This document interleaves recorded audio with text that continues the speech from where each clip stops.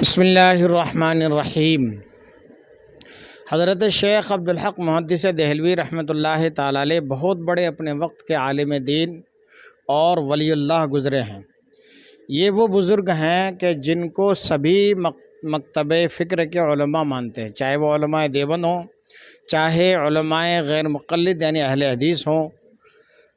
اور دوسرے طبقے کے علماء بھی ان کو مانتے ہیں، اس لیے کہ یہ وہ بزرگ ہیں کہ جو علم حدیث عرب کی سرزمین سے اس سرزمین پر، ملک ہندوستان کی سرزمین پر لے کر آئے۔ ان کا مزار شریف مہرولی میں حضور خواجہ قطب الدین بختیار کاکی رحمۃ اللہ تعالیٰ علیہ کے مزار سے دکن سائیڈ تھوڑا سا فاصلے پر ہے۔ انہوں نے بہت ساری کتابیں لکھی، ان میں سے ایک کتاب لکھی ہے سرکار کی سیرت کے اوپر، مدارج النبوت، بہت بڑی کتاب ہے اور 2 جلدوں میں ہے۔ پہلے یہ کتاب فارسی میں تھی، اب یہ اس کا ترجمہ اردو میں ہو چکا ہے۔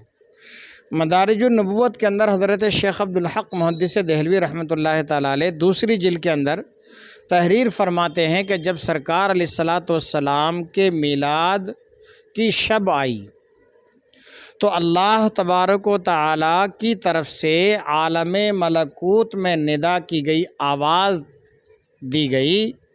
کہ سارے جہان کو انوار قدس سے منور کر دو، روشن کر دو، سبحان اللہ۔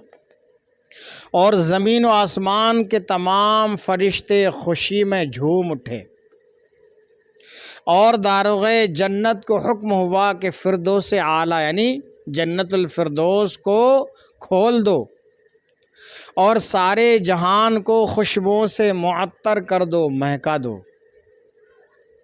اور زمین و آسمان کے ہر طبقہ اور ہر مقام میں خوشخبری اور مژدہ دے دو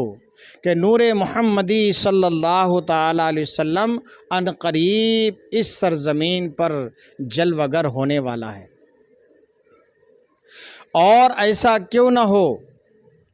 کہ تمام خیرات یعنی بھلائیاں و برکات اور برکتیں، کرامات اور بزرگیاں اور سعادات یعنی نیکیاں اور انوار و اسرار کا مصدر یعنی اصل اور مبدأ خلق عالم،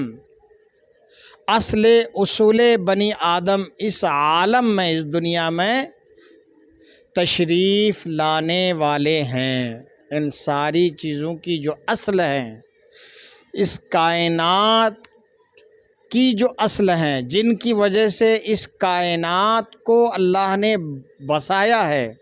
پیڑ پودے پہاڑ جملہ مخلوقات کو اللہ تعالیٰ نے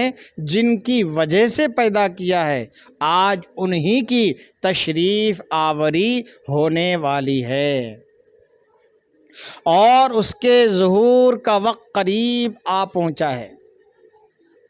تمام جہان والوں کو منور و مشرف اور مسرور یعنی خوش ہونا چاہیے۔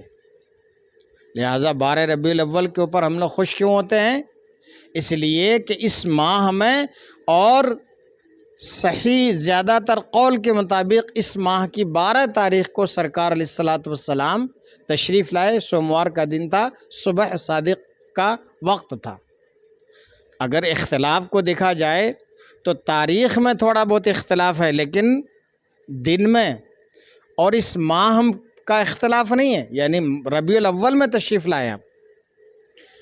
تاریخ میں اختلاف ہے کہ آپ سرکار علیہ الصلاۃ والسلام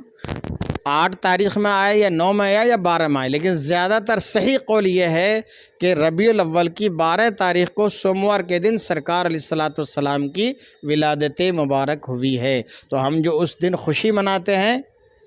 اور لوگ اس کو بدعت کہتے ہیں، غلط کہتے ہیں، آپ یہاں سن لیجئے، کہا کہ تمام جہان والوں کو منور و مشرف اور مسرور ہونا چاہیے، خوش ہونا چاہیے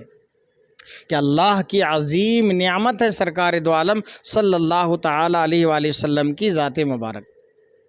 آگے لکھتے ہیں شیخ محقق کے مروی ہے کہ اس رات کی صبح کو روئے زمین کے تمام بت اوندھے منہ گر پڑے، منہ کے بل گر پڑے،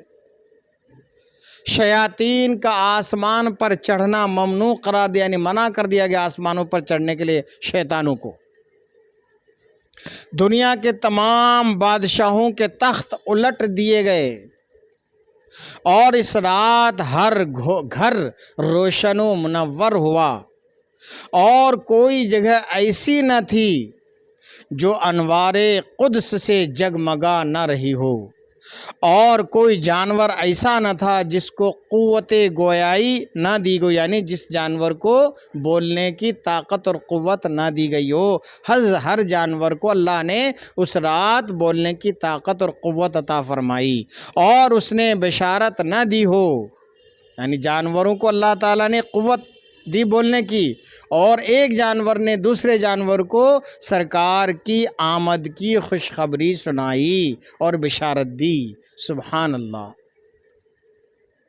مشرق کے پرندوں نے، پورب کے پرندوں نے مغرب کے پرندوں کو خوشخبریاں، یعنی پچھم کے پرندوں کو خوشخبریاں دی۔ قریش کا یہ حال تھا کہ سرکار علیہ السلام خاندان قریش میں تشریف لائے نا، آپ کے خاندان کا نام قریش ہے، بنی ہاشم بھی ہے کیونکہ آپ حضرت ہاشم کے اولاد میں سے ہیں۔ تو قریش کا یہ حال تھا کہ وہ شدید قحط اور عظیم تنگی میں مبتلا تھے۔ قریش اس سے پہلے بہت سخت قحط میں مبتلا تھے، بھوک مری بہت زیادہ تھی، مفلسی تھی لوگوں کے اندر، چنانچہ تمام درخت خشک ہو گئے تھے، سوکھ گئے تھے، اور تمام جانور نحیف و لاغر اور کمزور ہو گئے تھے۔ پھر حق تبارک و تعالی نے بارش بھیجی، جہان بھر کو سر سبز و شاداب کیا، ہریالی کر دیا پوری دنیا میں، خاص طور اس خطے میں ہریالی ہو گئی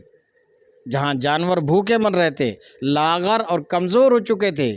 کہ خشک سالی چھا گئی تھی۔ اللہ نے ایسی بارش نازل فرمائی اپنے محبوب کی آمد کے مبارک موقع پر کہ زوردار بارش ہوئی، چاروں طرف سبزہ ہو گیا، جانور بھی خوشحال ہو گئے، اور وہاں کے لوگوں کی قحط سالی دور ہو گئی، درختوں میں تر و تازگی آئی، خوشی و مسرت کی ایسی لہر دوڑی کہ قریش نے اس سال کا نام سنۃ الفتح والابتہاج رکھا، یعنی فتح اور خوشی کا سال، اس سال کا نام رکھا جس سال میں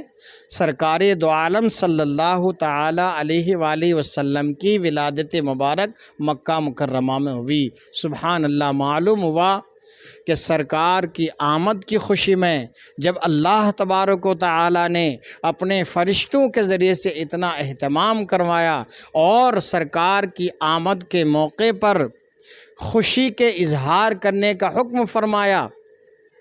تو آج ہم اہل ایمان ہیں، ہمارے لیے تو سرکار آئے، ہم ان کی امت میں ہیں، ہم ان کے غلام ہیں، تو ہمیں بھی چاہیے کہ جب سرکار علیہ السلام تشریف لائیں، جس تاریخ میں سرکار تشریف لائے اس تاریخ میں ہم خوشی اور مسرت کا اظہار کریں، اور خوشی اور مسرت کا اظہار کے لیے ایک جلوس محمدی کا اہتمام بھی ہے کہ ہم جلوس نکالتے ہیں۔ اب اس موقع پر جو ناجائز اور خرافات کرتے ہیں ان کو ہمیں روکنا چاہیے کہ یہ دن جائز طریقے سے منائیں اور شریعت کے دائرے میں رہ کر منائیں۔ جو چیز غلط ہے وہ ہر وقت غلط ہے، ہم بھی اس کو غلط کہتے ہیں، لیکن خوشی منانے کا اللہ رب العزت نے اپنے محبوب صلی اللہ تعالیٰ علیہ وسلم کی آمد کے موقع پر